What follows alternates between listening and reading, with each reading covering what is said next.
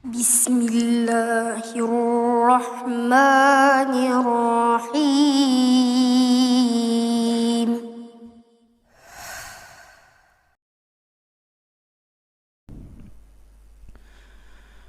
Qala Allahu azza wa jalla ya ayyuhalladzina amanu taqullaha haqqa tuqatih wa la tamutunna illa wa antum muslimun. Wa qala sallallahu alaihi wasallam man salaka tariqan yaltamisu fihi ilma sahhalallahu bihi tariqan ilal jannah. Ma'asyiral muslimin yang dimuliakan Allah Subhanahu wa taala. Alhamdulillah di malam hari ini kembali kita bisa duduk untuk bertolabul ilmi, di mana pembahasan di malam hari ini kita akan membahas tentang 3 tokoh misterius yang dipersangkakan sebagian manusia bahwa mereka diberikan usia yang panjang sehingga sampai hari ini mereka tetap hidup, tetapi entah berantah mereka di mana. Kononnya bahwa 3 manusia ini baru akan meninggal dunia di akhir zaman. Siapa mereka? Pertama, Nabiullah Khidir alaihi salatu wassalam. Yang kedua, As-Samiri. Dan yang ketiga, Saf atau dikenal dengan Ibnu Sayyad. Ma'asyiral muslimin yang dimuliakan Allah Subhanahu wa taala. Sebelum saya kisahkan tentang 3 tokoh ini, baik tokoh yang mengajak kepada kebaikan seperti Khidir alaihi salatu wassalam, ataupun tokoh yang mengajak kesesatan seperti Samiri dan juga Ibnu Sayyad, maka Allah Subhanahu wa taala berfirman ketika bicara tentang masalah iblis. Allah Subhanahu wa taala berfirman, "Wa laqad khalaqnakum thumma sawwarnakum thumma qulna lil malaikati isjudu li Adam fasajadu illa iblis lam yakun minas sajidin. Qala ma mana'aka alla tasjuda id amartuk qala ana khairum minhu khalaqtani min narin wa khalaqtahu min tin qala fahbit minha fama yakunu laka an tatakabbara fiha fakhruj innaka minas saghirin qala anzirni ila yaumi yub'atsun qala innaka minal munzarin qala fabima aghwaytani la aqudanna lahum siratakal mustaqim thumma la atiyannahum min bayni aydihim wa min khalfihim wa an aymanihim wa an syama'ilihim wa la tajidu aktsarahum syakirin. Dan sungguh telah kami ciptakan kalian, kemudian kami bentuk sebaik mungkin kalian. Kemudian kami katakan kepada para malaikat, sujudlah kepada Adam. Maka seluruh malaikat sujud kecuali iblis. Dia tidak termasuk dari kalangan orang yang sujud. Maka Allah berfirman, ya iblis, apa yang mencegahmu untuk tidak sujud ketika aku perintahkan? Maka iblis mengatakan, saya lebih baik dibandingkan dia. Kau ciptakan aku dari api, sementara kau ciptakan dia dari tanah. Maka Allah Subhanahu wa ta'ala katakan, kalau begitu turunlah engkau dari sorga ini, maka tidak layak engkau menyombongkan diri. Maka keluarlah sebagai makhluk yang dihinakan. Maka iblis mengatakan, kalau begitu tangguhkan usiaku sampai hari kau bangkitkan. Maka Allah katakan, sesungguhnya engkau termasuk orang-orang yang ditangguhkan sampai waktu yang ditentukan. Kemudian iblis pun mengatakan, karena engkau sudah menganggap diriku sesat, maka aku akan sesatkan mereka dari jalanmu yang lurus. Kemudian kami akan datangi mereka dari depan mereka, dari belakang mereka, dari sebelah kiri kanan mereka, dan engkau tidak akan mendapati mereka termasuk hamba-hambamu yang syukur. Perhatikan dalam ayat ini, surah Al-A'raf ayat 11 sampai 18 ini. Di sini ada kalimat fa'angzirni ila yaumi yub'atsun. Ya Allah, tangguhkan aku sampai hari kelak kau bangkitkan manusia. Dalam surah Shad ayat 80 sampai 82 juga kurang lebih Allah mengatakan, qala rabbi fa'angzirni ila yaumi yub'atsun qala fa innaka minal munzirin ila yaumil waqtil ma'lum. Maka iblis mengatakan, ya Rabb, tangguhkan diriku sampai hari kau bangkitkan. Maka Allah katakan, engkau termasuk orang-orang yang mendapatkan tangguhan sampai waktu yang ditentukan. Jadi ada makhluk yang Allah subhanahu wa ta'ala tidak wafatkan. Sejak diciptakannya sampai kiamat dibangkitkan, makhluk ini tetap hidup. Salah satunya iblis. Iblis diberikan tangguhan oleh Allah subhanahu wa ta'ala hidup dari sejak diciptakan sampai bumi ini dihancurkan. Apakah ada selain iblis yang ditangguhkan usianya? Maka sebagian ulama mengatakan, ya, ada. Siapa mereka? Salah satunya Dajjal. Dajjal adalah makhluk yang Allah subhanahu wa ta'ala tangguhkan usianya, di mana Dajjal sejak zaman Nabi SAW yang ditemui oleh Tamim ibn Aus Ad-Dari sampai hari ini, di mana sudah hampir 14 abad sejak diutusnya Nabi SAW, bahkan sampai nanti kiamat dibangkitkan, barulah kemudian Dajjal mati, dibunuh oleh Isa bin Maryam.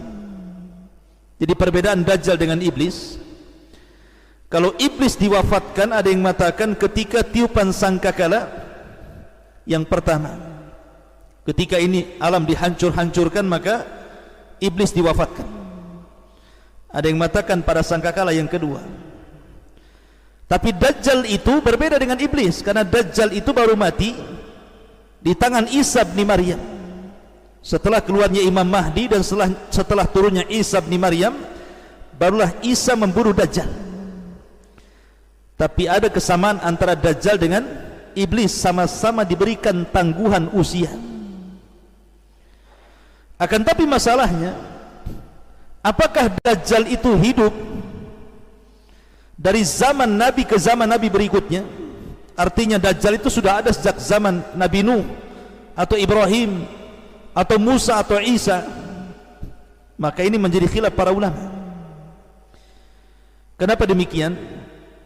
Karena ada hadis yang mengatakan, ma min nabiyyin illa hadzara qaumahu an fitnati dajjal. Tidak ada satupun nabi yang memperingatkan umatnya dari bahaya yang sangat besar melebihi fitnah dajjal. Artinya para nabi itu berusaha untuk memperingatkan umatnya dari fitnah dajjal ini. Nuh alaihi salatu wassalam memperingatkan umatnya tentang bahaya dajjal. Ibrahim memperingatkan umatnya tentang bahaya dajjal.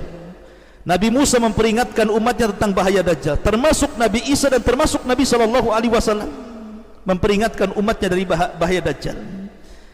Sehingga pertanyaannya, apakah dajjal itu sudah ada sejak zaman Nabi Nuh, kemudian akan terus hidup sampai zaman Ibrahim, sampai zaman Musa, sampai zaman Isa, sampai zaman Rasul, sampai hari ini? Ataukah dajjal itu baru muncul sejak diutusnya Nabi SAW? Ada yang mengatakan bahwa dajjal itu baru muncul sejak diutusnya Nabi SAW. Adapun peringatan para nabi kepada kaumnya tentang fitnah Dajjal, tidak mesti Dajjalnya hidup. Seperti para nabi ketika memperingatkan tentang tanda-tanda kiamat besar di akhir zaman, tidak mesti tanda-tanda itu sudah ada dan terbentang sampai mendekati kiamat, bukan itu.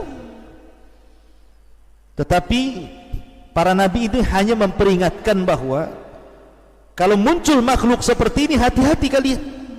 Jadi tidak mesti Dajjal itu di zaman Nabi Nuh, di zaman Ibrahim, di zaman Nabi Musa ataupun Isa. Bisa saja hidupnya setelah Rasul diutus. Cuman para nabi hanya memberikan tahdzir, peringatan kepada umatnya, kalau muncul Dajjal, hati-hati kalian. Tetapi ada juga yang mengatakan bahwa Dajjal itu sudah hidup di zaman para nabi, dari zaman ke zaman. Wallahu alam, dua-duanya tidak ada dalilnya. Tapi yang jelas bahwa Dajjal itu sudah ada hari ini. Dalil bahwa Dajjal itu sudah ada adalah hadis tentang perjalanan Tamim ibn Aus Ad-Dari yang terdapat dalam Sahih Muslim. Ketika Tamim ibn Aus Ad-Dari ini terombang-ambing di sebuah lautan, akhirnya kemudian terdampai di sebuah pulau. Di sebuah pulau itulah dia berjumpa dengan Dajjal, seorang laki-laki yang terrantai di sebuah tempat. Kemudian setelah pertemuan dengan laki-laki yang dirantai itu diceritakan kepada Rasul, dan Rasul sallallahu alaihi wasallam mengatakan kepada Tamim ibn Aus Ad-Dari bahwa orang yang kau temui yang dirantai itu adalah Dajjal. Artinya Dajjal itu sudah ada sejak zaman Rasul. Dan dari zaman Rasul ke zaman kita ini sudah hampir 14 abad lebih. Dan Dajjal masih ada. Dan Dajjal itu baru nanti akan dilepas oleh Allah, rantainya akan terlepas, kemudian akan hidup berbaur dengan manusia dan bawa fitnah selama 40 hari. Barulah kemudian Dajjal akan mati di tangan Isa bin Maryam. Jadi ada orang-orang yang Allah tangguhkan seperti iblis, contohnya Dajjal.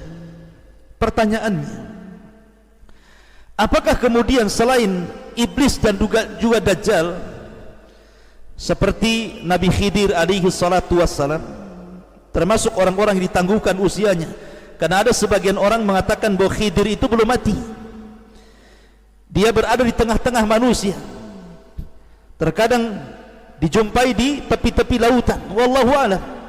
Prasangka manusia mengatakan seperti itu, bahwa Khidir itu masih hidup sejak zaman sekarang, padahal Khidir itu hidup di zaman Nabi siapa? Nabi Musa.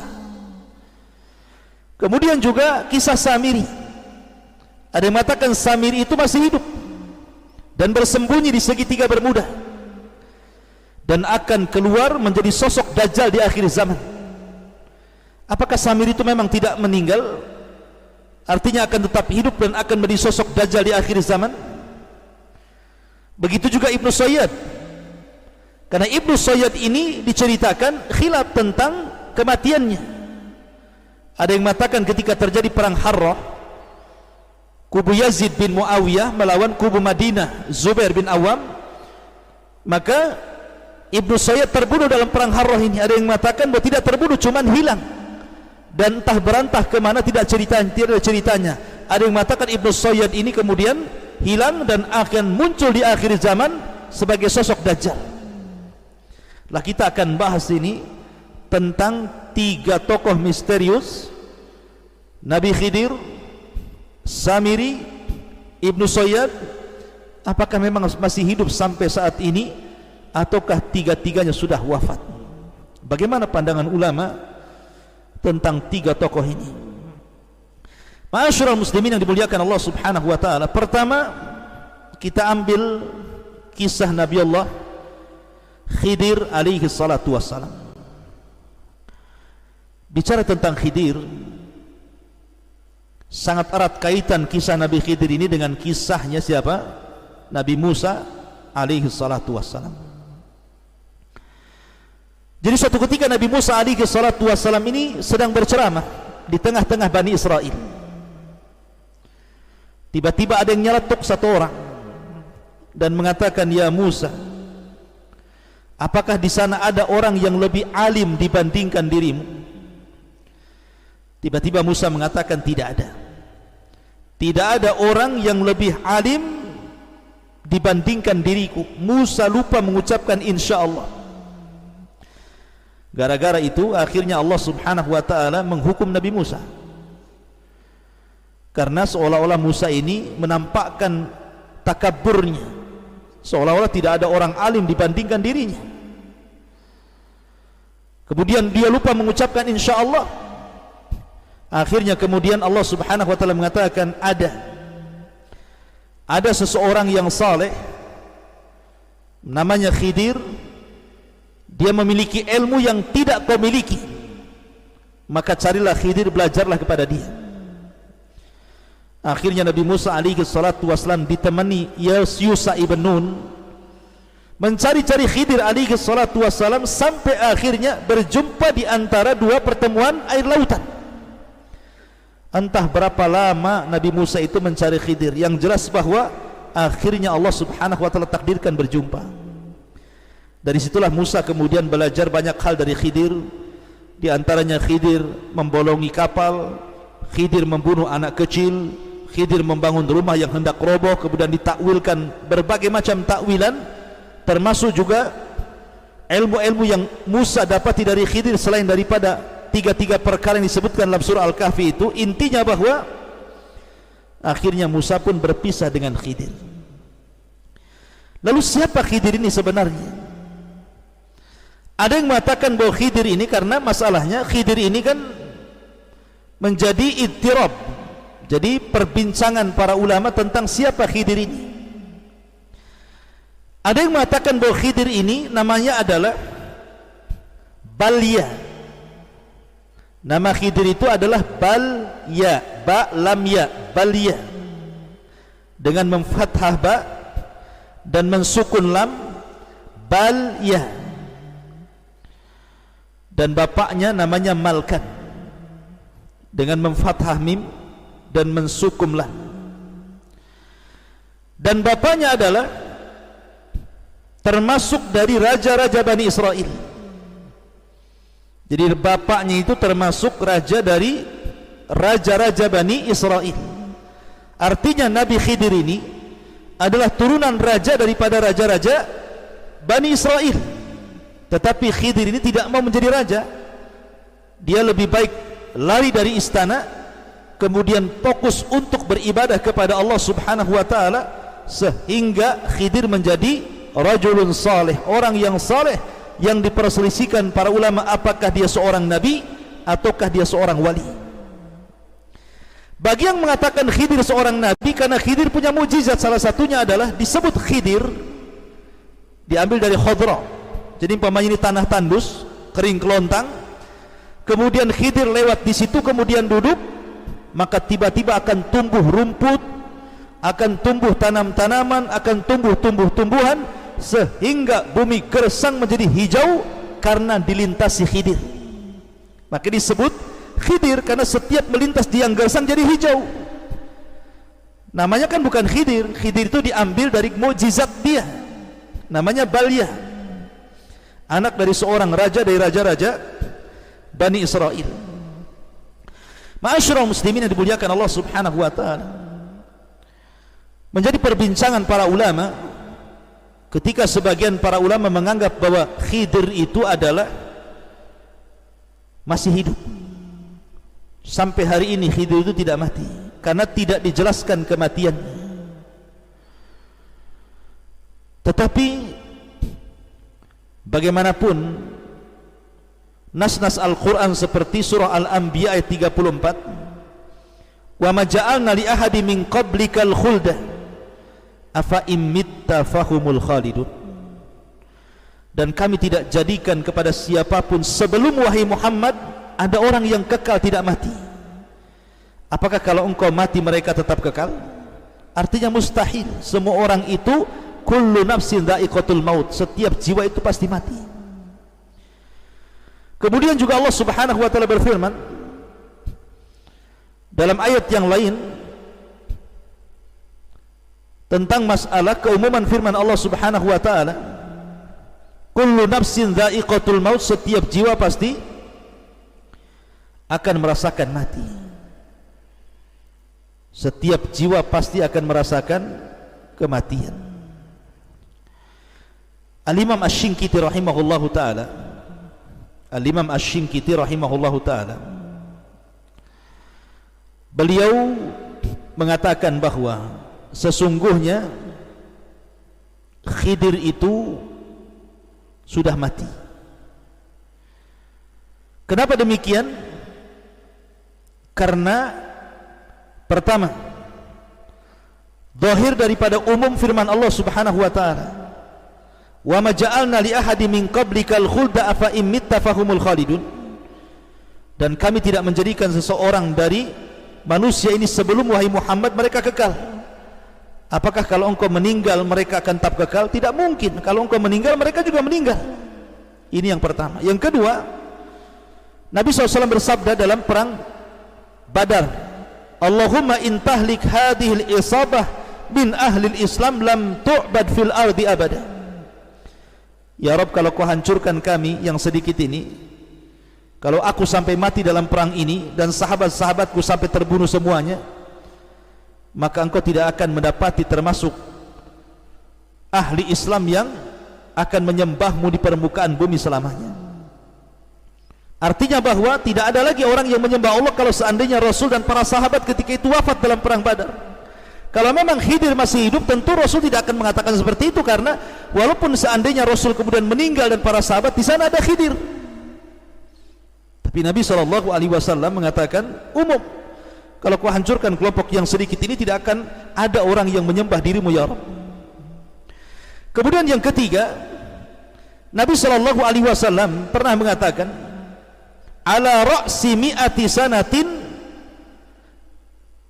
lam yabqa mimman huwa ala dhahril ardi ahadun." Kata Nabi SAW, tidak ada manusia melebihi 100 tahun kecuali dia akan mati di permukaan bumi. Artinya tidak ada manusia yang lewat lebih daripada 100 tahun setelah aku diutus, tidak ada orang yang hidup, apalagi Khidir. Ya. Kemudian kalaulah seandainya Khidir itu hidup sampai zaman Nabi SAW, tentu Khidir tidak mungkin membiarkan Rasul SAW dihina, dicaci, dimaki, diintimidasi, bahkan diancam untuk dibunuh. Pasti Khidir akan datang menolong Rasul, berperang bersama Rasul, mengikuti agama Rasul dan memperjuangkan dakwah Rasul. Tapi kenapa di zaman Rasul Khidir tidak muncul? Menunjukkan bahwa Khidir itu sudah wafat jauh-jauh hari sebelum Nabi SAW diutus.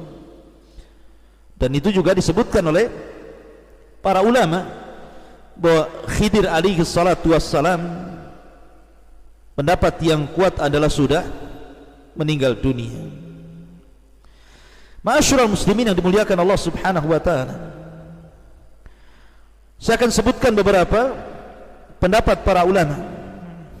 Di antaranya pendapat Hasan Al-Basri. Qala Al-Hasanu innahu mat. Berkata Hasan Al-Basri, sesungguhnya Khidir sudah meninggal. Wa qala Ibnu Munawi, la yathbut hadis fi baqaihi. Kata Imam Munawi, tidak ada satupun hadis yang tertetapkan tentang hidupnya Khidir sampai hari ini. Wa qala al-Imam Abu Bakrin Ibn al-Arabi, mata qabla inqidha'il mi'ati. Khidir sudah meninggal setelah lepasnya 100 tahun sebelum diutusnya Nabi SAW.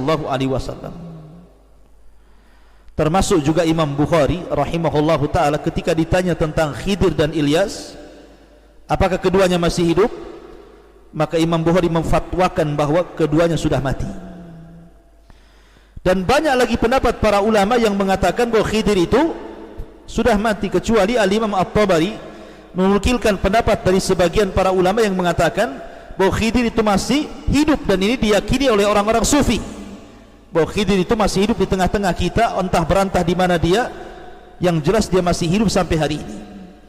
Tapi wallahu alam, al-ilmu indallah, bahwa pendapat yang kuat bahwa Khidir itu sudah meninggal dunia. Wallahu a'lam. Sebagaimana tadi pendapat para ulama. Kemudian yang kedua, kisah Samiri. Kemarin kita sudah menjelaskan sedikit tentang kisah Samiri. Samiri ini namanya Musa ibn Dhafar, dan Samiri disebutkan 3 kali dalam surah At-Taha. Dan Samiri adalah tokoh yang merupakan tokoh-tokoh munafik yang ada di tubuh Bani Israel di zaman Nabi Musa. Bahkan dia yang membuat kekacauan ketika Nabi Musa safar selama 40 malam untuk mendapatkan mandat Taurat. Tiba-tiba Samiri membuat patung anak sapi yang bersuara, kemudian memerintahkan manusia untuk menyembah patung sapi dan mengatakan, inilah Tuhan kita. Dan Musa bingung mencari Tuhannya, padahal Tuhannya ada di sini, katanya. Akhirnya kemudian ketika Musa alaihi salatu wassalam datang, sampai papan Tauratnya kemudian dibanting dan berkecai, akhirnya dia marah kepada Harun sehingga mengambil janggut dan kepalanya, seolah-olah Harun membiarkan ketersesatan Bani Israel sepeninggal dirinya. Tapi Harun mengatakan, ya Musa, bahwa aku sudah berusaha, tetapi mereka berani kepada aku dan mulai mengancam membunuhku. Berbeda dengan dirimu, kuat dan kau ditakuti. Akhirnya setelah itu Musa pun memanggil Samiri. Dengan lembutnya Musa mengatakan, wa ma khatbuka ya Samiri. Samiri, apa yang membuat engkau menyesatkan Bani Israel? Kata Samiri, yang membuat aku menyesatkan mereka adalah hawa nafsuku, katanya. Maka dari situ Nabi Musa mengatakan, idhab fa innalaka fil hayati an taqula la misas wa innalaka mau'idan lan tukhlafahu wangdur ila ilahika alladhi dhalta alaihi akifa. Kata Nabi Musa, kau pergi sana, tinggalkan kami di sini, pergi sana, dan engkau tidak mungkin didekati manusia dan manusia tidak mungkin mendekat kepada dirimu. Setelah itu Samiri pergi dan tidak tahu kabarnya. Setelah diusir oleh Nabi Musa alaihi salatu wassalam, Samiri ini pergi dan tidak tahu kabarnya. Ada yang mengatakan bahwa Samiri ini bersembunyi di segitiga Bermuda, kemudian akan muncul di akhir zaman sebagai Dajjal laknatullah alaihi, yang akan membawa fitnah terbesar di alam semesta ini. Tapi kita katakan bahwa Samiri bukan Dajjal, dan Dajjal bukan Samiri. Samiri bukan orang yang ditangguhkan seperti Dajjal usianya, tapi Dajjal ditangguhkan sampai di akhir zaman dan baru akan mati di tangan Isa ibnu Maryam. Ada yang berdalil mengatakan seperti ini. Kenapa Samiri itu Dajjal? Pertama, Samiri ini mampu melihat malaikat. Samiri ini bisa melihat malaikat Jibril sehingga mengambil bekas pijakan kaki kudanya Jibril, padahal dia bukan seorang nabi. Padahal dia bukan seorang nabi, kok bisa melihat malaikat? Kalau bukan Dajjal berarti siapa, kan gitu. Maka kita katakan bahwa melihat malaikat tidak mesti kemudian dikatakan Dajjal. Karena sahabat Nabi SAW, Abbas bin Abdul Muttalib, ketika ditawan dalam perang Badar, kemudian dia mengatakan, siapa yang menawanmu? Kata Abbas menceritakan bahwa yang menawanku seorang laki-laki yang berbaju putih, menggunakan kuda putih, kemudian dialah yang kemudian menangkap dan mengikat diriku. Kata Nabi SAW, faqad ayyadakallahu bimalakin karim, bahwa yang menangkapmu, mengikatmu adalah malaikat. Malaikat. Lah Abbas melihat malaikat di sini. Ya. Jadi melihat malaikat tidak mesti kemudian ketika Samiri melihat malaikat Jibril dikatakan Dajjal, tidak mesti. Para sahabat juga ada yang melihat malaikat.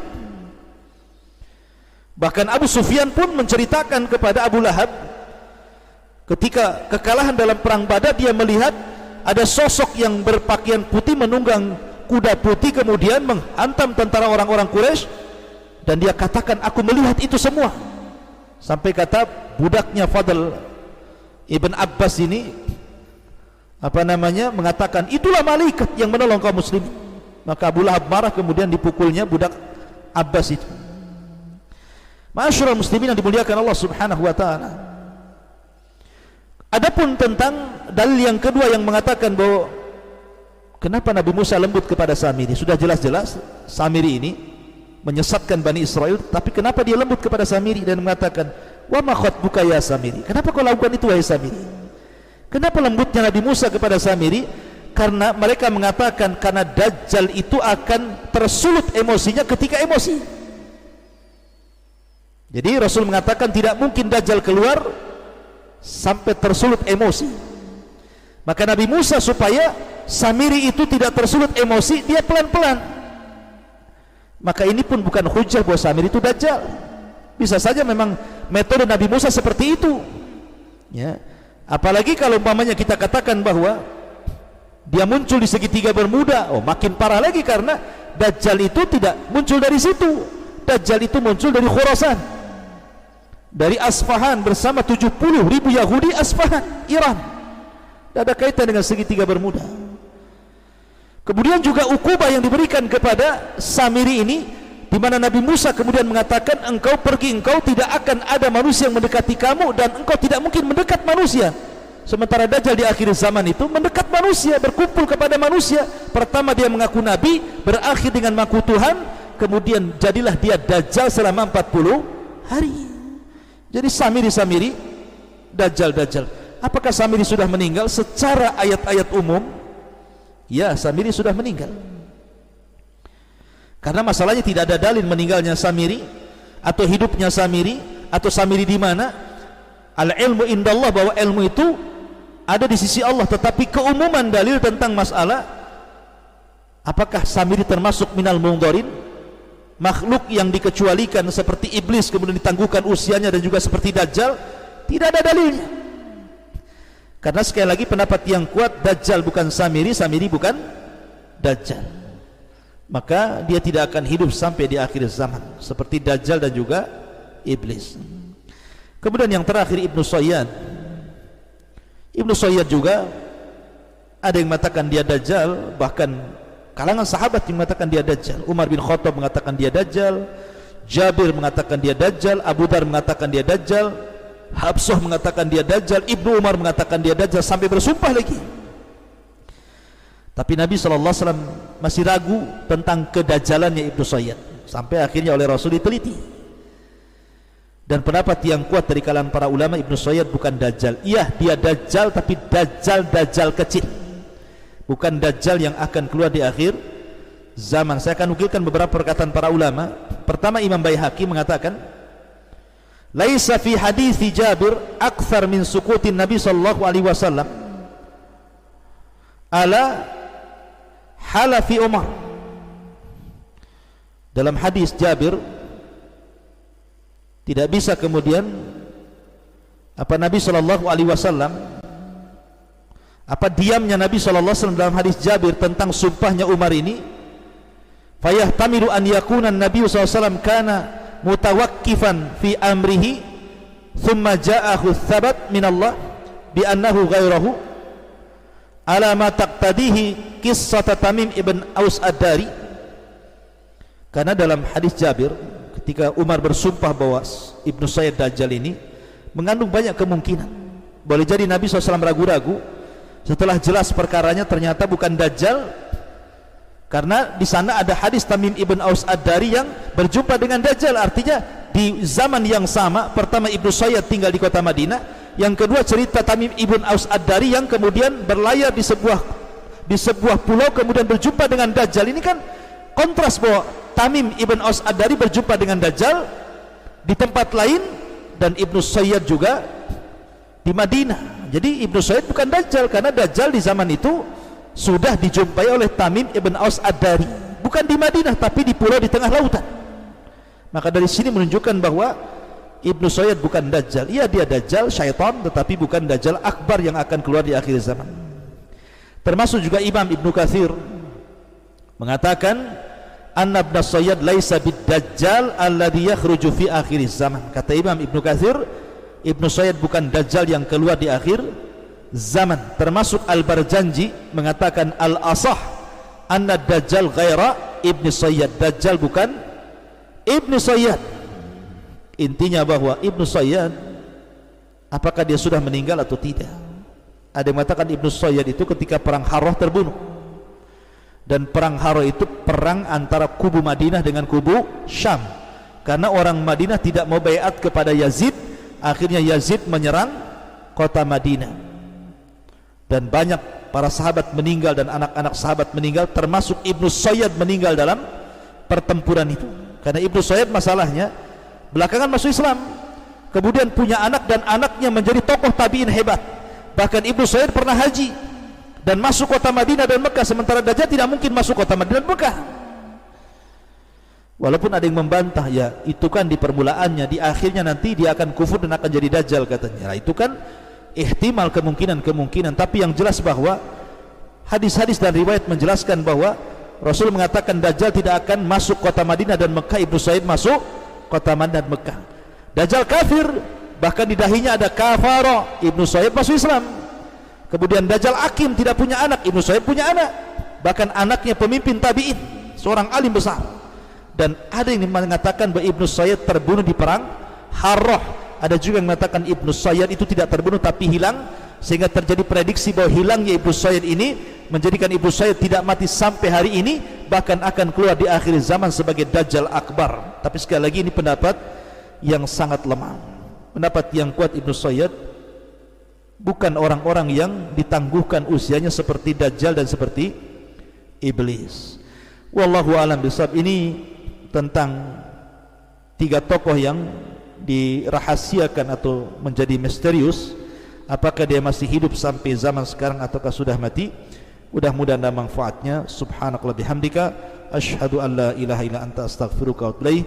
Allahu ta'ala alam. Assalamualaikum warahmatullahi wabarakatuh.